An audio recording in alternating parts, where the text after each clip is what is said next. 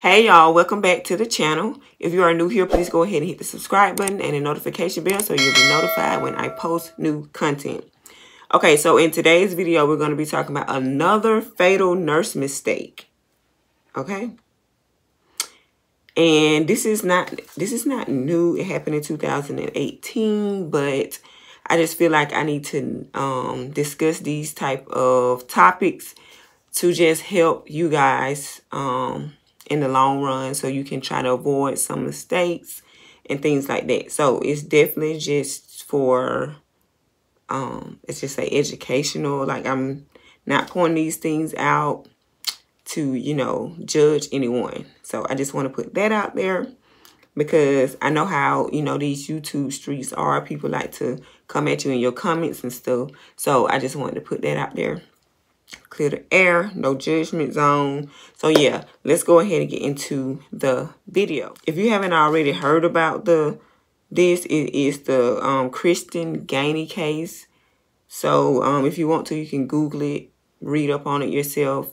Just try to get yourself familiar with it. But anyways, let's go ahead and get into it. So a little background: Miss Gainey was a traveling nurse. I got my notes, y'all. Miss Gainey was a traveling nurse assigned to a facility in Pennsylvania in 2018. This particular shift, she worked overnight and she had 39 patients. So I don't know if this was her first time working there or if she goes often. All I know is she was working at this particular time. Miss Gainey pled guilty to misdemeanor neglect of a care-dependent person and also tampering with records after death of resident. All right, so let me go ahead and go over the story, let you guys know what happened and what led up to the death of the resident. So Mr. McMaster was an 84-year-old man admitted on April the 9th to a senior living facility post-CVA. If you don't know what a CVA is, it is a stroke. Okay, so while I was doing my digging, I did find out that Mr. McMaster did not have a code status in his chart. And if you don't know what a code status is, it's a DNR full code. And you basically just ask the resident, what would you like for us to do in the case that your heart stops? So we can resuscitate you or we cannot resuscitate you. Excuse me. So the resident did not have this code status in this chart. This is very essential. If a resident codes, you need this information. If it is not in the chart, you don't know whether to go left or right. So that's one big no-no. So let's go ahead and finish up. During his stay, the resident experienced 4 separate falls. The first one was on April 9th, which was his admit date. And it was at 9:45 a.m. So I'm assuming it had to be shortly after he was admitted to the facility. So I'm just going to be elaborating on stuff as I go.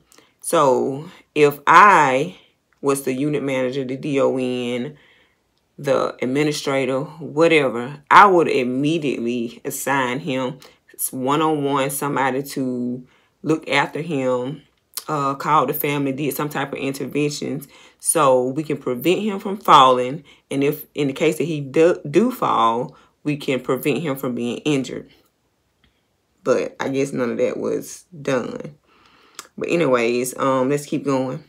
So now we're on April 12th. At 11:30 p.m. So this is the day that Miss Gainey was working the night shift. So he was found laying on the floor beside his bed. This was a unwitnessed fall. He had a laceration on his forehead and I think on his shoulder. So at that point, Miss Gainey, the nurse, and her aide moved the resident to the nurse's station, and I'm assuming they did that so that they can keep an eye on him and, you know, so that he won't fall again or whatever. So when they moved him to the front, Miss Gainey did notify the physician, the overnight physician, and she received orders, of course, to start neuro checks, I guess. And I'm not sure what other orders she received, but I know it had to be neuro checks and whatever else because he had a laceration. So, and even if the doctor did not order the neuro checks, you know, after a fall, you have to do neuro checks. That's the protocol at every facility. It's just a protocol. And if you haven't checked out my video on neuro checks after a fall, I'm going to put it in the cards above. So you guys go check that out for me, please. Thank you. All right. So, they moved him to the front. She called the doctor and notified him. I don't know if she notified anyone else. All I know is she did notify the physician. So time goes by, and the resident was unresponsive the next morning around between 7 and 7:15. So at that moment, Miss Gainey and some aides transferred him back to his bed.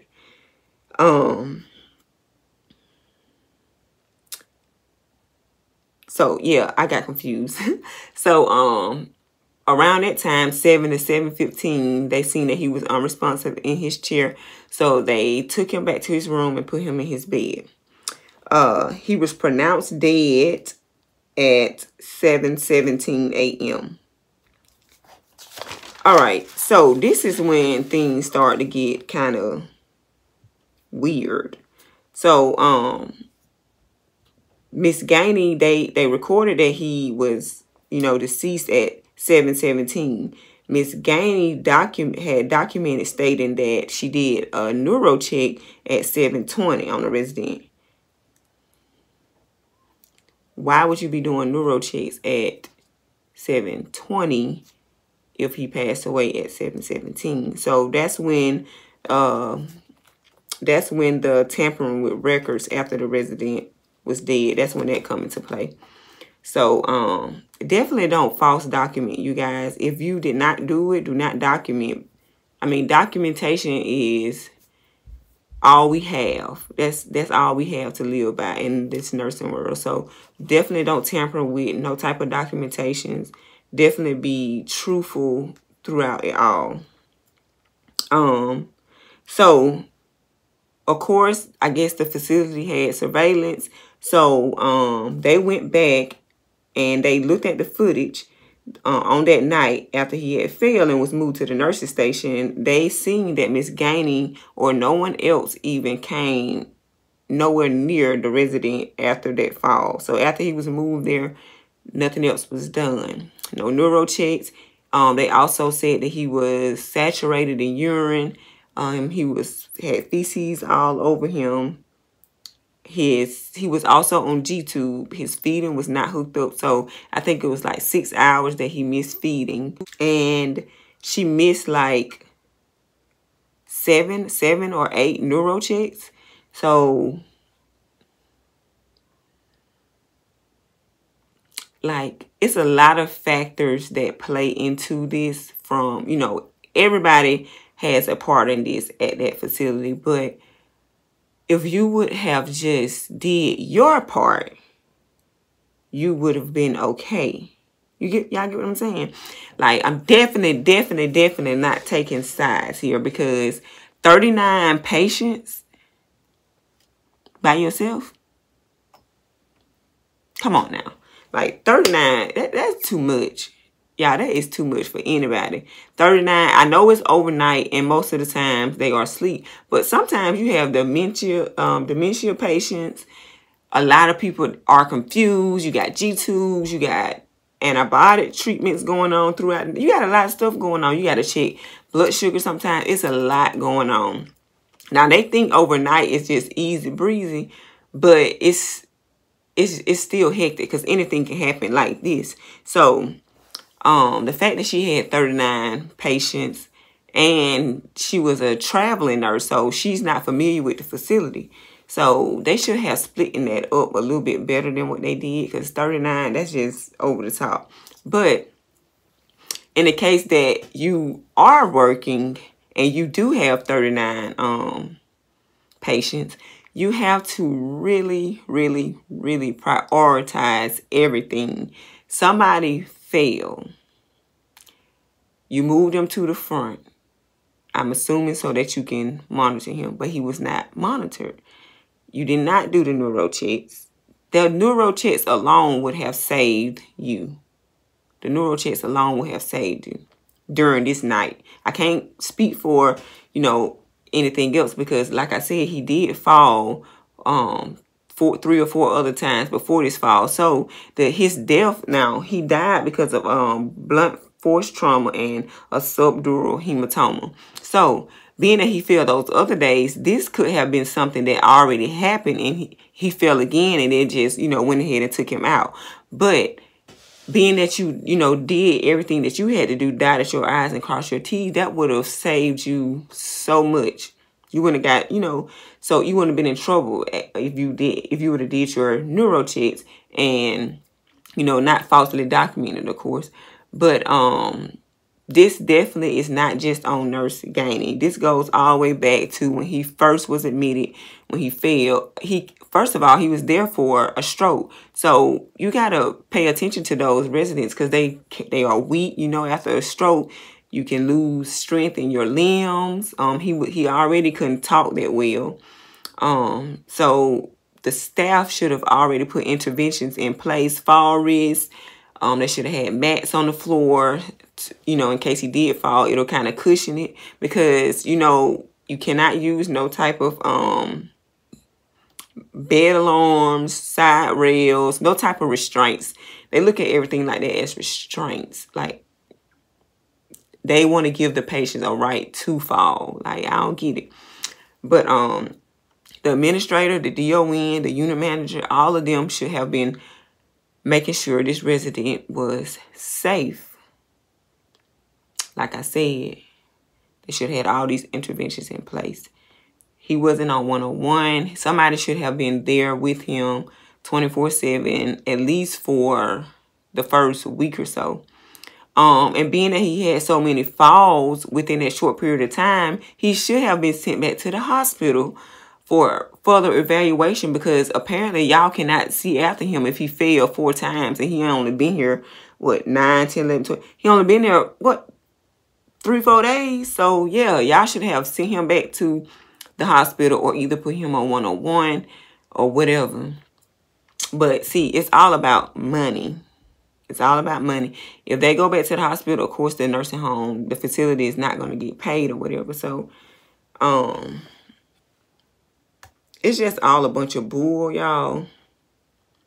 This system is set up. It's weird, y'all. The way everything is now is definitely weird. I definitely don't blame Nurse Gainey for all of this because, like I said, why does she have 39 patients? Like, the workload is so heavy. Like, your mental cannot deal with, can only deal with so much. So, I don't know, y'all. So, yeah, y'all, it's crazy out here in these nursing streets. I just pray that everybody is, you know, being safe, putting their self first, like thinking about everything that they're doing, asking questions, nipping everything in the bud. Don't be scared of the higher ups. Don't be scared to recommend stuff, ask questions, whatever you feel like you need to do to protect yourself and your residents. Because this man fell so many times. This should have been nipped in the bud from the beginning. You hear me? Like, there's no reason why he should have failed that many times and no one did anything about it. It's a 12th. Like, and I'm just coming on. I'm a travel nurse, and he falls, and he just so happened to die this time. Yes, I'm wrong for not doing my neuro checks and falsely saying that I did. But what if the trauma had already been, you know, it had already started from the other 2 or 3 falls that he had, and this one just went ahead and took him out. But now you have to take the blame because of, you know, the things that you did, like because you wasn't being vigilant. You wasn't doing what you had to do. But I definitely feel like everybody should take a piece of that pie. I feel like everybody should be, you know, getting some type of consequences behind the death of this resident. I don't think it should all be on one person, because y'all be doing too much. Y'all love to, well, I'm saying y'all, they love to just blame it on the nurse, and that's it. They just want the nurse to take the fall, and I just don't think that's right.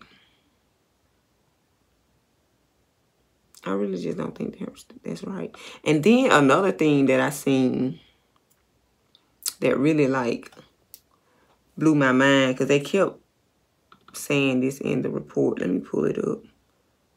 See if I can pull it up.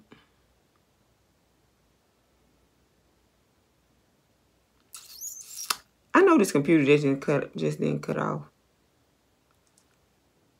You see that? I did not ask you to do that. But anyways, I think the guy was the dad of Donald Trump's